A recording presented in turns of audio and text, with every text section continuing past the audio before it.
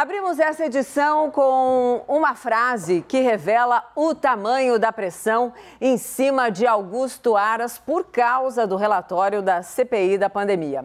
O Procurador-Geral da República disse que, abre aspas, não precisa de flechas para cumprir o dever, fecha aspas. E a gente não precisa pensar muito, né, para descobrir quem está no alvo da frase, Caio Junqueira. Boa noite, Caio. Boa noite, Mona Lisa. Boa noite a todos. A gente vai mostrar, Mona Lisa, agora mais alguns trechos aí dessa conversa que a gente teve com o Procurador-Geral da República, Augusto Aras, né? Uma exclusiva que a gente fez aqui na CNN, né? Nesse primeiro trecho que eu vou mostrar aqui, ele responde exatamente a seguinte pergunta que fiz a ele. Como o senhor vê as críticas de alinhamento do senhor ao Palácio do Planalto e ao presidente Jair Bolsonaro, né? Vamos ver a resposta.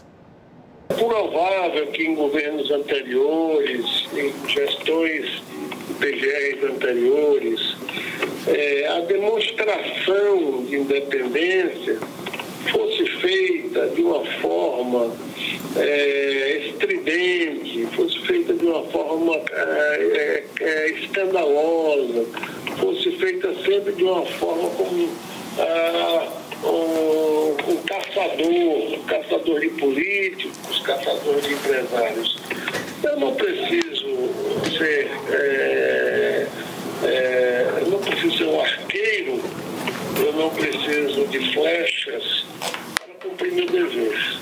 Não tenho preocupações com afinamentos, com vínculos, que nunca os tive com ninguém. Pelo contrário, sou até um cidadão de certa forma antissocial, porque não frequento casa de ninguém, não frequento certos ambientes.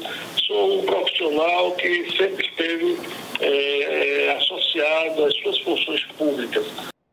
Bom, vamos lá. Essa alusão a flechas, ela é proposital.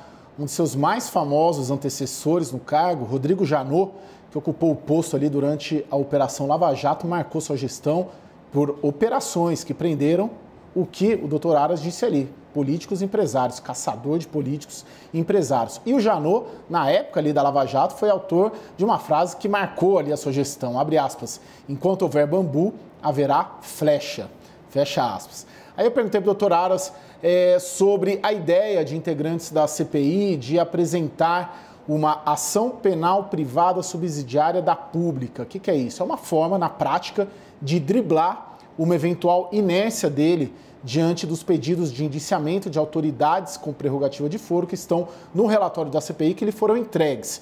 Vamos ver a resposta dele. A grande questão que se põe, Caio, é que inércia, omissão, revela uma conduta neste particular para legitimar uma ação penal privada, a absoluta ausência de trabalho técnico, né? De exercício das funções técnicas. E isso não é do nosso feitio. E também é compreensível que advogados, políticos queiram, de alguma forma, pressionar o Ministério Público com a possibilidade de uma ação privada, ou até com a PEC 05 mesmo, quando, na verdade, nós não temos razões para nos preocupar. Caio, vamos lá. O procurador Augusto Aras quer levar, né, o relatório da CPI ao Supremo para que a Corte, então, e o Ministério Público Federal, né, tomem decisões em conjunto. E a gente está destacando isso hoje, claro, na nossa programação aqui na CNN o dia todo, mas detalha mais para a gente que eu acho fundamental. Isso, Mona Lisa. Ontem a gente abriu, inclusive, o Jornal da CNN com essa manchete, né, que foi a principal declaração do Aras nessa conversa que tivemos com ele. O que ele diz aí? Que pretende fazer um trabalho muito associado, muito compartilhado com o Supremo Tribunal Federal, esse trabalho da análise até desse documento, né, do relatório da CPI da pandemia. Vamos ouvir especificamente o que ele disse. Nós queremos que o Supremo também participe da apreciação destes fatos apurados pela CPI. Do ponto de vista dos crimes comuns, porventura existentes, a nós compete a avaliação da sua existência e, se for o caso, da adoção das medidas processuais penais cabíveis, com o ajuizamento de ação penal, ou naquilo que não houver a caracterização do enquadramento em crime comum, o arquivamento. O que tem de relevo em tudo isso é que nós pretendemos levar tudo isso diretamente ao Supremo, para que o Supremo participe dessa tomada de decisão judicial e do Ministério Público em conjunto. Analisa, processo penal, evidentemente, tem muitos trâmites nos quais é necessário, é obrigatório que o Supremo Tribunal Federal participe. Mas então o que ele quis dizer com essa frase de tomar decisões com o Supremo Tribunal Federal no que se refere ao relatório da CPI? Tem a leitura ali na Procuradoria-Geral da República de que o relatório da CPI é o que eles chamam de uma peça de informação apresentado ao Ministério Público, que tem muitos atos que tem outra expressão, jargão jurídica, chamada reserva de jurisdição, ou seja, que precisam ser apreciados pelo Supremo Tribunal Federal obrigatoriamente. Mas a ideia ali, que permeia ali a Procuradoria-Geral da República, neste caso, é que mesmo eventuais atos que não precisem ser submetidos obrigatoriamente ao Supremo Tribunal Federal também sejam submetidos ao Supremo. Por que isso? Qual que é a leitura que a gente pode fazer disso?